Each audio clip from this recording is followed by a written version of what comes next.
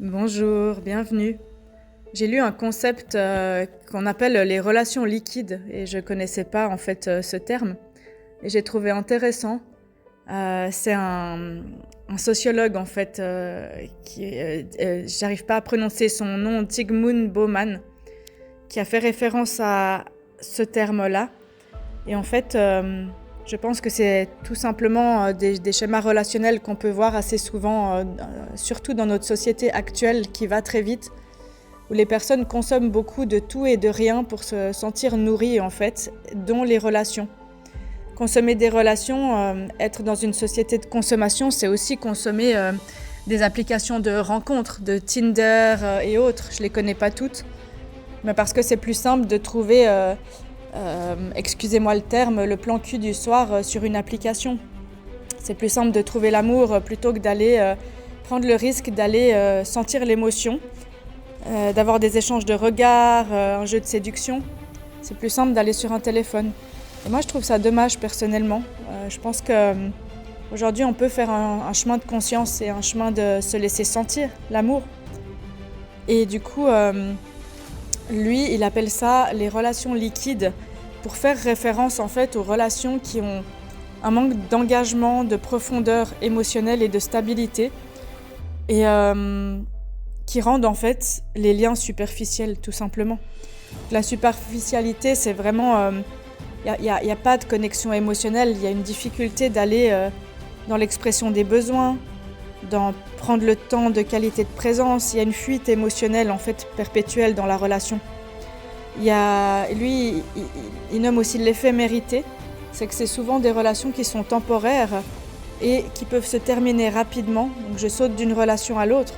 Ou alors je suis dans une relation mais éphémère, c'est-à-dire que chacun des deux a sa vie et on se retrouve très peu. Et quand on se retrouve, c'est pour regarder ensemble dans une direction, faire des activités ensemble, mais pas se regarder l'un l'autre.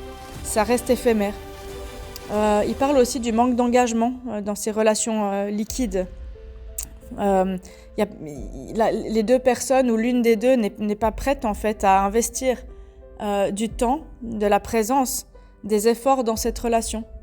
Ça veut dire que finalement, quand je suis dispo, et puis sinon tant pis. Et puis quand je suis dispo, c'est pas spécialement pour être connecté, mais c'est quelque chose de clivé, soit pour un câlin, soit du sexe, soit une activité. Mais il y a rarement la connexion de tête, de cœur et de corps ensemble, disons ça comme ça. Et puis, c'est des personnes qui peuvent aussi changer assez souvent de partenaires ou de groupes sociaux. Voilà. Et en fait, aujourd'hui, dans ce monde, les interactions, elles sont très médiatisées. On a beaucoup de technologies, d'intelligence artificielle, énormément de réseaux sociaux. Et ça invite en fait les personnes à avoir des connexions éphémères, qui sont des connexions qui partent, selon moi, souvent de la blessure. J'ai pas envie d'être abandonnée, du coup, je tisse des liens éphémères qui nourrissent quelque chose à un moment donné, puis hop, je passe à autre chose. Et ça revient à des amitiés ou des rencontres amoureuses ou sexuelles sans lendemain. Et finalement, ça camoufle en fait tout simplement ma difficulté, ma blessure à avoir des liens qui peuvent durer dans le temps, qui peuvent se construire, qui peuvent être stables, dans lesquels je peux expérimenter de la sécurité. Et de passer d'une personne à l'autre dans une relation qu'on appelle liquide, c'est aussi... il n'y aura pas d'attachement fort, du coup je ne prends pas le risque d'être rejetée ou abandonnée plus tard, ou je ne prends pas le risque d'aller dans l'émotion et de ressentir des choses parce que je pourrais m'attacher et c'est dangereux. Donc ça revient au style d'attachement évitant, désorganisé et anxieux à quelque part. Et finalement ça m'empêche de sentir l'amour si je suis là-dedans. Et puis à terme ça crée un sentiment de solitude. Malgré que ça a l'air connecté de partout, sur les réseaux, les likes, les Tinder, les machin truc à liker ma photo, super. Mais en fait, une personne qui like votre photo ou vos 3 lignes de profil Tinder, est-ce que ça traduit quelque chose réellement de votre valeur, de votre beauté et cette nourriture affective et valorisante qu'on va chercher à travers ces biais-là, pour moi, c'est assez malsain, souvent. Parce que ça nous empêche de nous connecter en profondeur. Et Bauman, lui, souligne que ça, à terme, ça va engendrer des sentiments de désengagement, d'anxiété qui sont de plus en plus forts.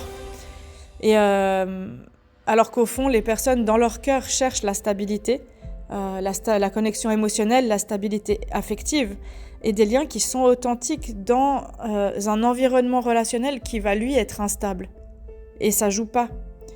D'un côté de la face, j'ai envie de renforcer mes liens et puis en même temps, dans l'autre sens, dans l'autre côté, j'ai envie de pouvoir garder ce lien suffisamment loin pour pouvoir le défaire rapidement, sans effort, dès que ça devient compliqué, dès que ça me convient pas, dès que je me sens abandonnée, rejetée, dès que l'autre a un besoin où je suis pas d'accord.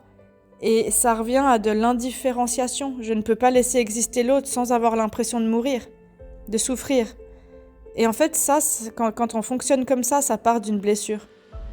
Ça part d'une blessure où je vais tout faire inconsciemment pour ne pas sentir ça. Et du coup, ça revient à faire de l'être humain qui peut être une case remplaçable. Et si je ne m'attache jamais à personne, au final, je remplis, et puis je me sens seule. Alors bien sûr qu'au fil du temps, il y a des amitiés et des personnes dans nos vies qui partent parce qu'on n'a plus rien à se dire et plus de valeurs communes et plus rien à faire ensemble, bien sûr. Mais une relation dans la confiance, la sécurité, c'est un chemin de croissance, qu'elle soit amoureuse ou amicale. C'est un chemin de croissance où on est des témoins mutuels de l'évolution mutuelle, on apprend à ajuster. Quand y a quelque chose qui ne va pas, si toutes les deux expriment ce qui ne va pas, on peut en parler ensemble. On peut poser les cartes sur la table. Si c'est toujours le ou la même personne qui crée la connexion émotionnelle et qui fait pour tous les deux, ça ne marche pas.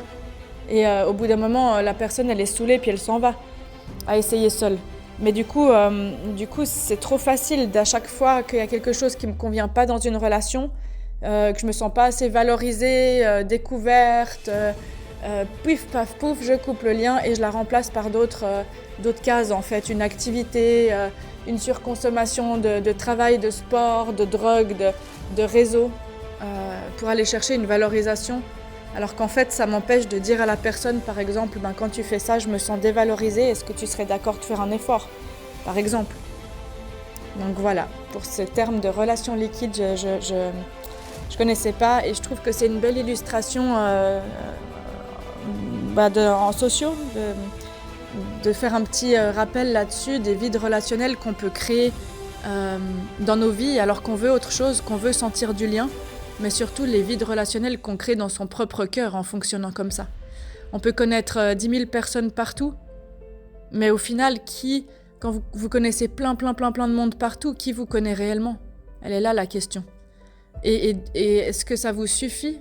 Ou est-ce que vous aspirez à créer des connexions plus profondes ? Et qu'est-ce que vous êtes prêt à investir pour créer des relations plus profondes et apprendre l'authenticité d'être, la connexion émotionnelle, la connexion à vos ressentis, vos sensations, vos émotions, et à vous tout simplement, pour pouvoir vivre un petit peu plus chaque jour sans masque. Voilà, pour le petit podcast du jour. Et moi, je vous dis merci pour votre écoute et puis à tout bientôt. N'hésitez pas à partager si ça vous parle.